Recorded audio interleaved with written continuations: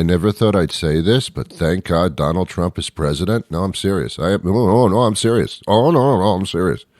Thank God he's president, because he's addressing some of the most serious things going on in our society and some horrible problems that we're having. Yesterday, he got together with some representatives of small business companies around the country, and they sat down in the White House at a big table, big table. And Donald Trump, who's apparently the president, was addressing them and got off on one of his famous tangents and started talking about deregulating water things, like so that we can have more water or it can flow better. I mean, now he wasn't talking about the horrible pollution, how we have little plastic particles in our drinking water, how the infrastructure of the rusted pipes is giving us contaminants in our drinking water. No, it wasn't that. It was about how many times it takes to flush your pee down the toilet. Seriously? Thank God he's president. We have a situation where we're looking very strongly at sinks and showers and other elements of bathrooms where you turn the faucet on in areas where there's tremendous amounts of water, where the water rushes out to sea because you could never handle it, and you don't get any water. You turn on the faucet, you don't get any water. They take a shower and water comes dripping out, just dripping out, very quietly dripping out. People are flushing toilets 10 times, 15 times, as opposed to once. They end up using more water. So EPA is looking at that very strongly, at my suggestion. You go into a new building or a new house or a new home, and they have standards on where you don't get water. You can't wash your hands practically. There's so little water comes out of the faucet. And the end result is you leave the faucet on, and it takes you much longer to wash your hands. You end up using the same amount of water. I know. So we're looking at very seriously at opening up the standard. Good. And there may be some areas where we'll go the other route, desert areas, but for the most part, you have many states where they have so much water that it comes down. It's called rain. They don't know what to do with it. So we're going to be opening up that, I believe. That is so funny. Thank God he's president, I'm telling you. Fantastic. On the air everywhere, this is New England Broadcasting. Thank goodness. Thank you, Lord. Good morning, good afternoon, good evening, good night. It's the Ron Van Dam Show. Hold on tight, things can get a bit weird, if you like that sort of thing.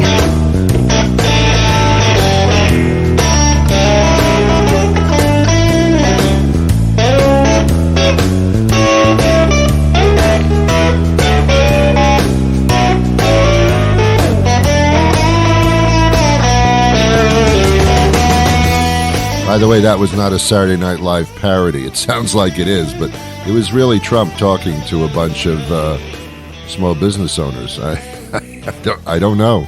There's something wrong with the chemistry in the brain, apparently. I'm really not sure what happened there.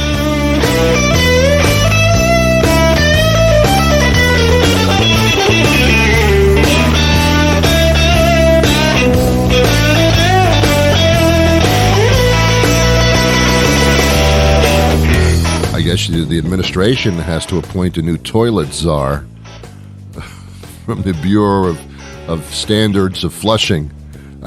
It must start another bureau there, because this is a horrible problem. It is a horrible problem.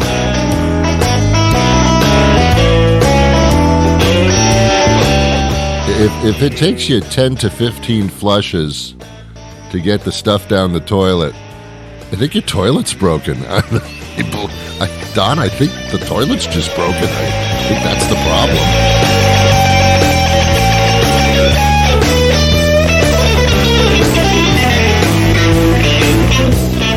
Of course, he wants to change the standards for water equipment, except for in the desert. Maybe that's not a good idea because they don't have much water out there. So maybe the desert, not so much. But the other places where water comes down like rain, yeah, it's pretty much your science education there, Don. Like when water comes down like rain, which is, I think, where water comes from. I'm not sure about that.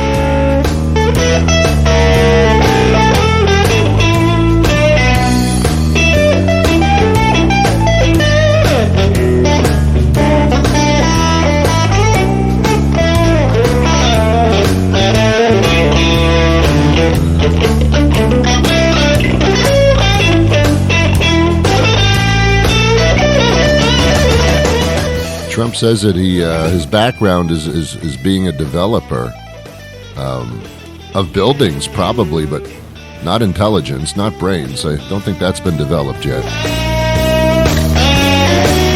or even could be.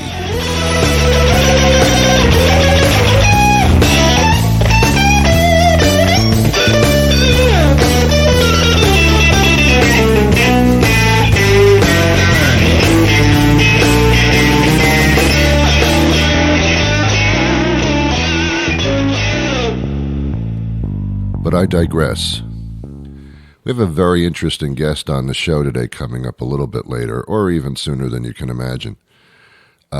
He's with a company that they warn people about these marketers, you know.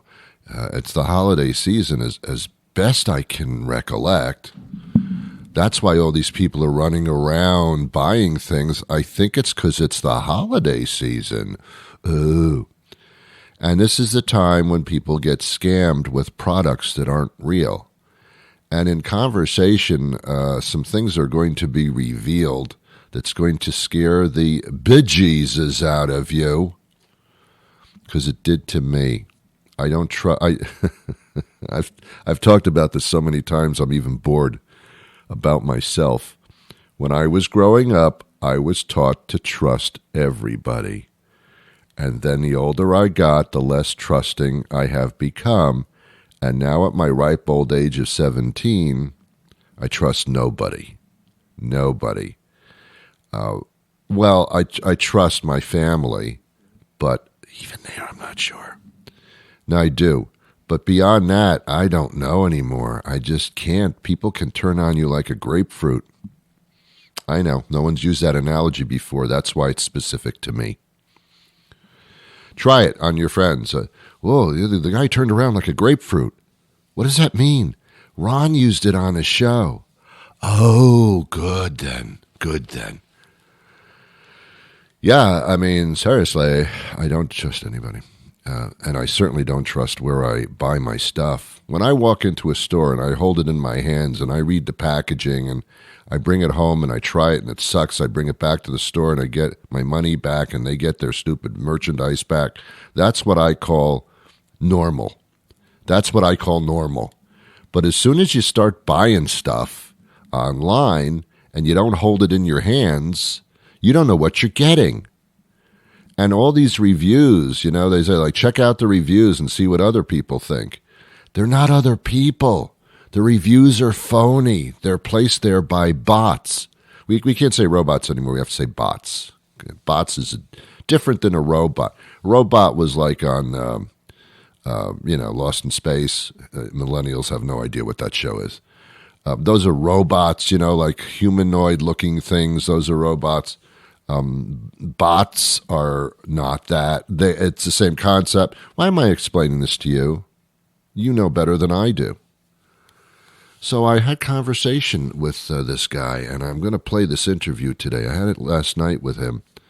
Oh, that didn't sound right. I had it last night with him. That sounded really wrong, didn't it? I had the conversation with him last night, okay, kids? Which should not be in the room now. So that's coming up momentarily. It woke me up. I swore I'm never going to shop online again. I don't think that was supposed to be the crux of the conversation, but I do believe that's what I got out of it. So check this out, man. You got to listen to this. It's coming up rather shortly on the program. Before we get to that, it's inherent for me to warn you about something else, and that's holiday greetings. Be very, very careful. They can drive you crazy. How many times will people say to you, Happy Holidays, have a great holiday? I'm avoiding saying Christmas because there are other holidays that take place within this time frame, and you should not slight any of the other ones. I can't name them all, but they are there. They are there. So you say Happy Holidays. There's nothing wrong with that. People walking around saying, no, I want to say Merry Christmas again. Say what you want. Who cares? You're just narrowing your scope is what you're doing. It's Happy Holidays to everybody. It's a holiday time. Happy of them. But I'm getting sick of hearing that. Oh, so many happy holidays. And then they send you cards with pictures of their family on it. Oh, does that interest me or what? Actually, it does. I want to see, because I don't see these people during the year at all. Thank God. So they send me pictures of their family. It is interesting to see how they get older, and I apparently don't. And then inside, they write something about the family. We went to Las Vegas last summer, and Betsy fell down and broke a tooth, and we had spaghetti last Thursday for dinner, and Mary is about to go to 8th grade, where she will learn to write, and we found a cockroach in her soup last Wednesday. Everybody's fine. Aunt Mary says hello, even though you have no idea who Aunt Mary is. She's fine. She made her bed, I think, on Tuesday, and found a piece of cheese under one of the sheets. Interesting that you should know that. We wanted to tell you that in a letter so we could update you on everything, because we know all you care about is being updated about our family and not yours. So I'm going to give you our family update because this is a news item, and so you need to be updated about my family. You cannot live or exist without being updated about my family. It's so stupid. It's so stupid. A picture of the family on the front of the card. Oh, come on now. Do you really think people care? Do you really think they care? This is what we look like in scarves and ski caps that we posed for with snowflakes that were graphically inserted in the background. This is our holiday card to you. From the entire Anderson family to you, happy holidays. Jesus Christ. I didn't even know you were all still alive, to be honest with you. I thought there might have been a horrific train wreck that I wasn't aware of because I didn't get the update on your family. Please send me the newsletter. Sign me up as soon as possible so I can follow the Anderson family throughout the year. Why wait until December? I need to know how the Anderson family is doing any time of year. Please update me. Please sign me onto the newsletter. Subscribe me. Please. I am so lonely without knowing the updates on the Anderson family. I'm not sure who the Anderson family is, but apparently one does exist and finds some type of superficial connection to me. Therefore, it is. Thank you, Anderson family. You've repaired a hole in my heart that was never to heal until I heard from you once a year, updating me on your family. News bulletin is an update. Did you get the newsletter? Did you read the newsletter from the Anderson family? Did you hear Becky had a cold last week? Oh, God, no, say it isn't so. Is she all right? You have to read the update. She's fine now. Oh, thank God. Oh, thank God. Oh, thank God, she's fine. Oh, thank God. Who is she? Who is she again? Where do they live? Who are these people? Okay, that's enough. All right, our guest joins us at this time. This is going to scare you, so be very, very careful. Listen very carefully, and you shall be scared accordingly. Steve Tallant joins us. Steve Tallant joins us now. He's Senior Director of Solution Marketing Group with Systech, and we're talking about an interesting subject, actually. It's being fooled. Broad category, but we're talking about counterfeiting and gifts that you may buy that may not be the real thing. How does this get worse every year? How prominent is this? First and foremost, good morning, Ron. Thanks for having me. And yes, this issue is one that was already pretty big and is now, due to a variety of factors, getting even bigger. Yeah. And I assume with the onslaught of all different kinds of media platforms that there's opportunity to be swindled.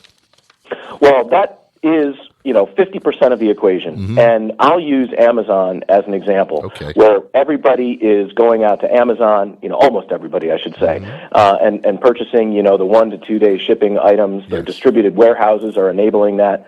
But what consumers don't realize, and what we're really trying to focus in on, is that Amazon is a platform, okay? Meaning that if you are an illicit manufacturer and seller of goods, you can put yourself on Amazon as a seller, right? And you look completely legitimate. But you're not.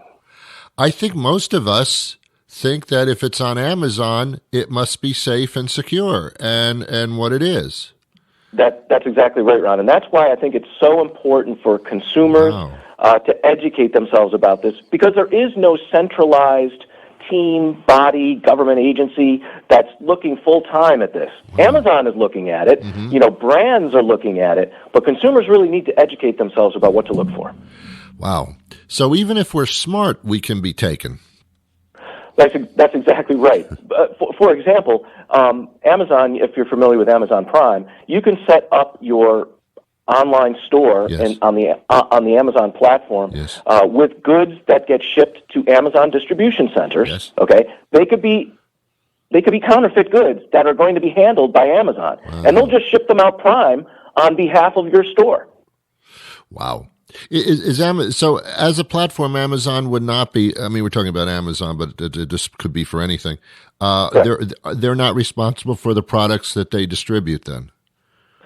As of now, there are no guidelines by which they are responsible. They are indemnified from any issues. Yes, if they're counterfeit, they will allow you to return them and get your money back if they're really found out to be counterfeit. But they're really looking at this from how much time and effort do I put into this versus having a much wider variety of product and availability and sellers that my people can come to the platform and look for goods.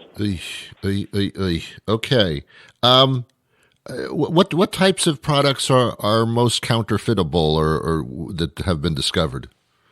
Yeah, that's a really interesting question because it's almost everything. If you have a successful product, it will be counterfeited. So when you look in the United States, obviously there are the usual suspects of fashion, of watches, technology, medicines, but things like toys, cosmetics, fragrances, almost anything you can think of, laundry detergent is being counterfeited. Laundry detergent. Wow. Yes. In some cases, it's counterfeit, but it still works. Is it because we're paying more? It's because we were deceived, or maybe the stuff really doesn't work? What's the biggest concern with counterfeit? I think there's a couple.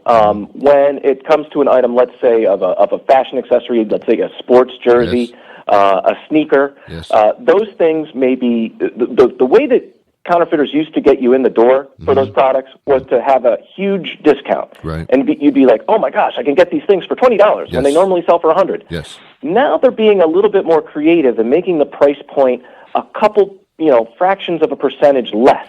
So they come up better in searches, and they don't come off as counterfeit. But in this case, you're just going to get a lesser quality product. So I say this because over the past 5 years, 80% of French perfume manufacturers have reported counterfeits in the marketplace. Now, that's a product you're putting on your body, right? Yes. Where it's not being made to the rigor of safety, of ingredient, of handling, and poor consumers who have bought this stuff unknowingly are getting rashes, they're having allergic reactions, they're having all kinds of bad stuff happen to them.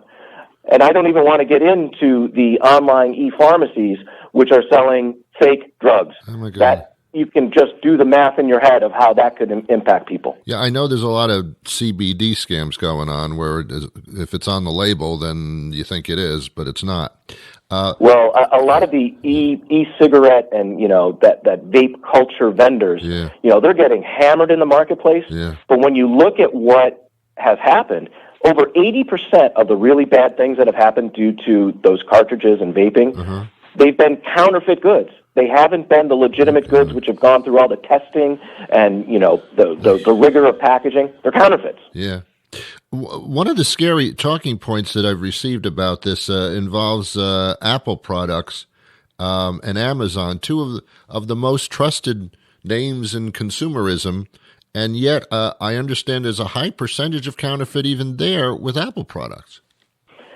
Yeah, and what happens is you have technology companies making technology. Yes. They understand how to make an e-store on the Amazon platform look, act, feel like a legitimate source of Apple products. And 90% of these things from these stores are completely fake. Wow, 90%. Wow. Of the online Apple products marketplace that are not coming from Apple.com or BestBuy.com or some of those real known licensed Apple retailers. Yeah. They're all fake. And that's the place that people go to save money.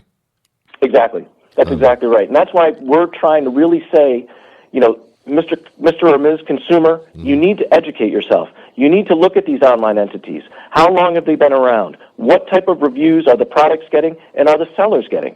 You really need to do some due diligence into the e-retailers that you're looking to purchase from. But even those reviews, which are very popular on Amazon, I start to question if those are actual customers or not. I don't know how rigorous the review of the reviews actually are. That's exactly right. You sort of get what you pay for in a review, right? But you do have to look, just like you do on product packaging, for misspellings, is it like, they're called bots. They could be bot-placed reviews that all of a sudden you see hundreds of a fairly similarly phrased review. So yes, you absolutely have to look out for that.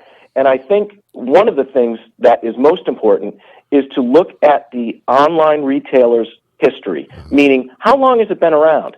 Because what happens is if the brands do verify that a seller is putting out illicit merchandise, they can get Amazon to shut them down. But then they reappear, in a couple days under another name. Another name, no question about it.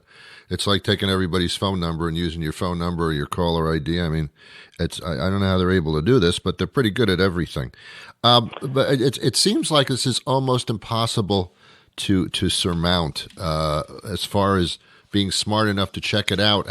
I mean, you've given us some tips, but it seems like there's a lot of work involved in order to get something legitimate. There shouldn't be, right? No, there shouldn't. And brands are doing a lot of things to stem this tide and try to fight against the fakes. They are doing things like certain elements of product packaging to make them more safe and less counterfeitable, if you will, with certain hologram seals, but they can be copied too. They're working with customs to provide what their legitimate product specifications are. So when customs goes out and they're doing container searches, like they did last week in Philadelphia, where they seized over 20,000 Oral-B rotating replacement brush heads. Wow. Right? Yes, I remember that. They're working with customs to do that. And the other thing is they're looking at new cutting-edge technologies. Just like, the e-marketplaces were cutting edge and really starting this problem, they're looking at certain digital authentication technologies that are now becoming available to allow consumers themselves to essentially scan a product and verify its authenticity. Wow. Yeah, I mean, everything seems to be like from a street vendor when you go on the internet. I guess it's better to go in stores, like a well-known store, and buy from there. You're kind of easily protected somewhat. You are largely going to be protected in the physical store, but we do not want to stem the tide and the growth of the online marketplaces. But the consumer, we just need them to be careful and more diligent about looking at what they're buying, and more importantly, who they're buying it from. Because oftentimes it might look legit, but just a couple minutes of digging could really put some question marks in your mind. Now, Steve is Senior Director with Solution Marketing Group, Systech, and they're the ones that are informing you here. How can they get more information? Pretty simple. Just go to our website, www.systech1.com. And that's SYSTECH. ONE. ONE. Very good. Yep. Excellent. Incredible information and a good time of the year to bring it forward, which I'm sure you do all the time. But it definitely makes more sense at this time of year, especially as we're getting closer to December 25th. Yep, I think you've opened everybody's mind here. Thank you so much for the education, Steve, and have a great holiday. Thank you, you too. Pleasure to be here, Ron. Okay, bye-bye. Okay, that's scary. All right? That's scary stuff to me. But in my constant endeavor to keep you informed, I am happily here for your informational possibilities. I have not done my holiday shopping yet. Now I'm being extra careful about how I do it. Okay, we're going to take a quick break. When we come back, more program, I swear. Ron Van Dam likes to treat every listener as someone with whom he is having an intimate, personal relationship. Although no money changes hands, there are fewer sticky bodily fluids, about half as many apologies, and he probably won't have to get rid of your body in the long run. Other than that, it's a pretty standard relationship for Ron. You're listening to The Ron Van Dam Show.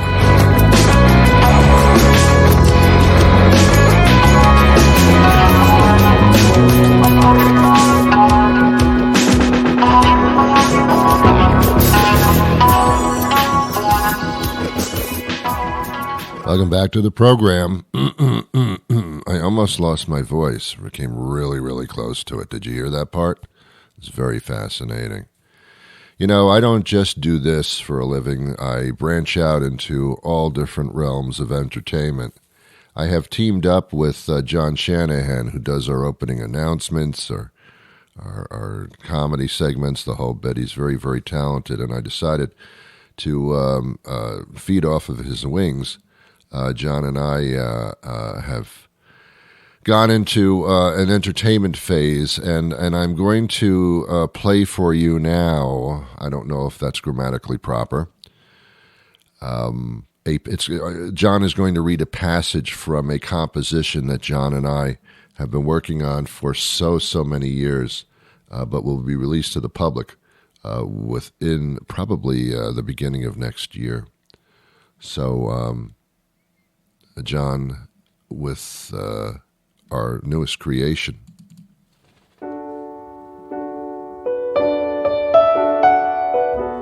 This is an excerpt from the new novel, My Bowels Shall Move, by Ron Van Dam and John Shanahan. Read by Mr. Shanahan. Lydia considered the bowl on the table. It was deep green, ceramic, glinting slightly in the cool morning light coming in through the kitchen window. Inside were small brown pellets, flecked with something also brown and a little green. "What is it?" she asked. Tom smiled. She loved that smile. It was reassuring but not condescending, and in it was the remnant glow of their passionate lovemaking from the night before. "It's called All Bran," he said, really packed with fiber. He shrugged. "Doesn't taste all that great, but this isn't just about taste, Lydia." "I understand," she said. He sat across from her and pulled the bowl a little toward him. His deep brown eyes were still cloudy with sleep. "See, I've also sprinkled it with some flaxseed. You won't even taste it, but it will do a lot of the work. Plus your apple juice has psyllium husk in it, in case you wondered why it might have tasted a little grainy. That stuff's the real deal." "Tom, are you sure?" she began, but his smile stopped her. She loved that smile. "Listen to me, Lydia. I've been eating like this for a long time, even before we met. I don't tell people about it much. It's not the sort of thing you bring up in conversation. But when someone you care about is having, well, these kinds of issues..." "Oh, Tom," she burst out, "don't say it like that.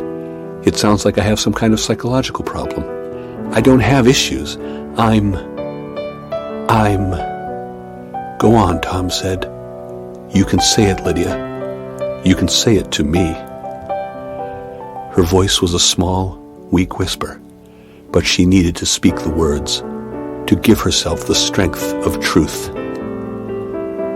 "I am constipated," she said. This has been an excerpt from the new novel My Bowels Shall Move by Ron Van Dam and John Shanahan. Oh my God, that is so tender. Well, it will be out in the spring, late winter, spring, and We're really excited about it. My Bowels Shall Move by John Shanahan and Ron Van Dam. Hopefully it'll be a Broadway play someday soon. We're designing the set as we speak. We've also hired a group of musicians to write the music. It's going to be an incredible job. Thank you so much, John. And thank you to you for being a part of this. You have no idea. You just have no, you don't even have any, you have no idea. You have no idea whatsoever. You have no ideas. I'll be back again tomorrow with a brand new show. Please join me then anytime. I'm always here. I'm but a click away. I am but a click away for you. Until then, I wish you peace. I gotta go try to fix my toilet.